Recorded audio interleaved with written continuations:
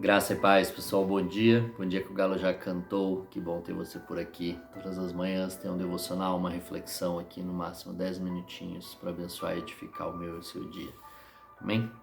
Nosso texto hoje, continuando, está no capítulo 16 de Marcos, versículo 5, que diz: Entrando no sepulcro, viram um jovem vestido de roupas brancas assentado à direita e ficaram amedrontadas.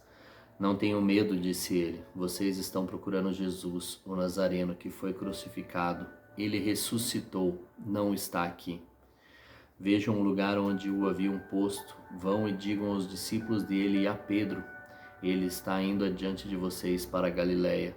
Lá vocês o verão, como ele disse. Tremendo e assustadas, as mulheres saíram e fugiram do sepulcro, e não disseram nada a ninguém, porque estavam amedrontadas. Amém.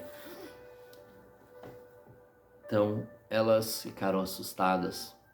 Elas estavam diante de um anjo do Senhor e elas estavam tendo a revelação ali de que Jesus havia ressuscitado, que o mestre, aquele que elas procuravam, não estava ali. E elas estavam assustadas, e o que nós vemos com o Senhor, o que nós vivemos com Ele, não pode nos assustar, colocar medo. Sim, nós temos que ter um temor pelo Senhor, pela santidade dEle, pela divindade dEle, mas não o medo. O medo não pode nos paralisar. Aqui tem duas suposições, né, que elas não falaram nada a ninguém, nem aos próprios discípulos a quem o anjo mandou que elas dissessem, ou que elas ficaram tão assustadas que elas não contaram a ninguém até chegar eles, né? Então, mas elas estavam procurando Jesus aonde ele não estava, e muitas vezes nós temos tentado buscar aonde ele não está. E tem um lugar que ele falou que o Pai nos via em secreto, que é no nosso secreto. Quando nós nos colocamos no nosso lugar de oração e oramos ao Pai, Ele nos vê em secreto e Ele nos responderá. E Jesus disse que ressuscitaria e Ele não estava lá, e isso causou medo e pânico nelas. E nós temos que estar preparados, pois nós teremos aflições, nós passaremos as tribulações, nós viveremos a tribulação como Ele disse que nós viveremos antes dele voltar, e nós temos que nos preparar mentalmente, psicologicamente, fisicamente para viver tudo aquilo que ele disse que nós passaremos, mas ele estará conosco até a consumação dos séculos.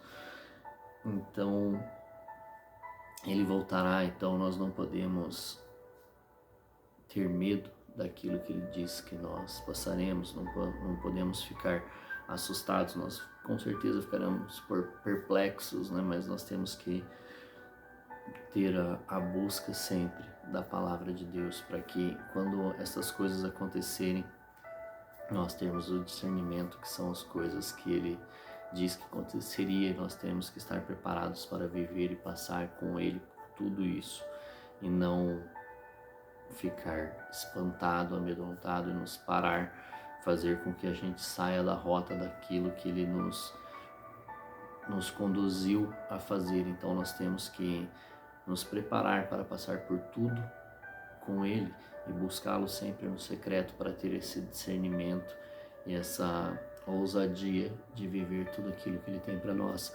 Assim como Estevão e os outros mártires, os discípulos, depois de viver tanto com Jesus, chegaram a hora de enfrentar a sua morte, enfrentar aquilo que seria o fim deles, e eles não temeram, pois eles sabiam aqueles que estavam com ele e que estavam cumprindo a vontade do Pai. Assim como Estevão olha para aqueles que estão apedrejando ele até ele morrer, ele vê o Senhor sentado à direita no céu.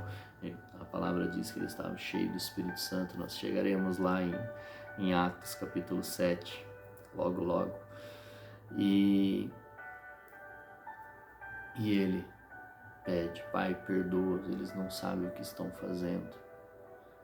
Ele poderia chorar, ele poderia pedir para Pai, faz eles pararem, eu não fiz nada para eles, muito pelo contrário, eu quero levá-los para mais perto de Ti.